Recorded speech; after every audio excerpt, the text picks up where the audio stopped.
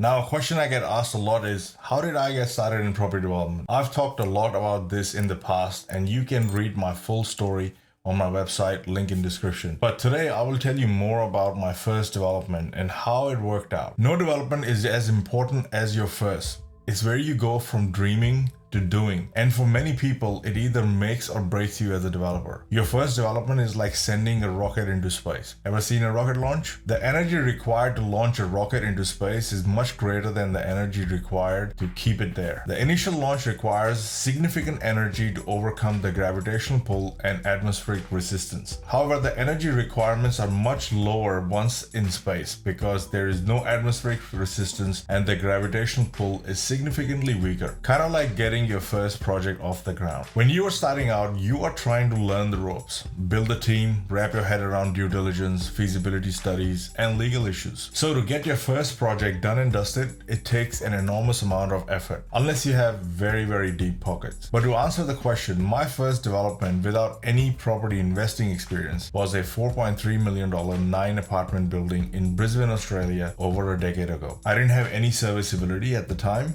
I had quit my job to do property development full-time, which was stupid. I don't recommend it. And I didn't have any cash coming in. So I partnered with someone who had the serviceability and went headfirst into an apartment building development. It was kind of like when God throws you off the cliff, he will either catch you or you will learn how to fly. Now, I needed to partner with someone because this was a large development. Finance for a smaller 2-unit development is straightforward. Sometimes it's just a retail loan that requires 20-30% equity. Larger developments, however, require commercial loans and a developer equity of almost 30-40%. I had to use the equity in my house as I did not have access to any other money. Finance is one of the most important aspects of any development. I take an entire module to cover this in property development system and outline many different options, including bank finance from both major and minor banks, vendor financing, JV with landowner, JV with money partner, JV with a builder, JV with different investors, and most importantly, how to pull off no money down deals. As you gain more experience as a developer, you'll discover there are more people with money than there are people who know what to do with it. And these people will want a piece of your success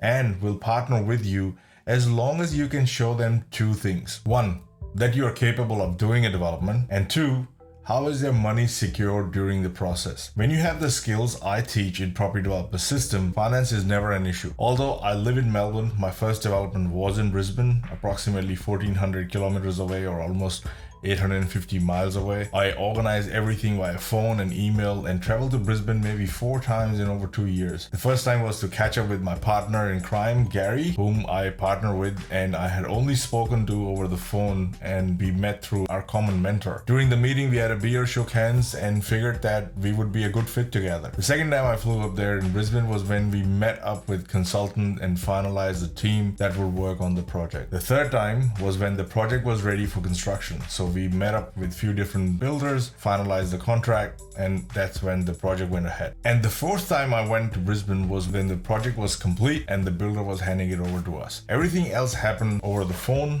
and via email. We basically bought a block with a house on it and turned it into a 9-apartment building and completed the project from start to finish in just over 2 years. The project made about $750,000, which we split between us. All this with a few phone calls, emails, and 4 trips between Brisbane and Melbourne. And while I was doing this project, I was busy setting up a construction company in Melbourne, which did 3 other projects while the first one was ticking in the background. If someone like me, who wasn't from the industry, had only half-baked knowledge, had never bought an investment property before, and speaks with a weird accent, can do a project in a totally different city, imagine what you can do with all the knowledge, the right tools, and the right funding. What you can achieve is limited only by how far you are willing to push yourself. Since then, I've done and developed over 90 different homes, townhouses, apartments, valued over 65 million or something, and I've now stopped counting them. Developing property has literally changed my life. And it all started by taking the first step and investing in my mind. Leave a comment below and tell me about your first development. Tell me how you went from dreaming to doing and how's that changed your life. If you're getting started, leave a comment and tell me what challenges are holding you back right now, and I'll do my best to help you.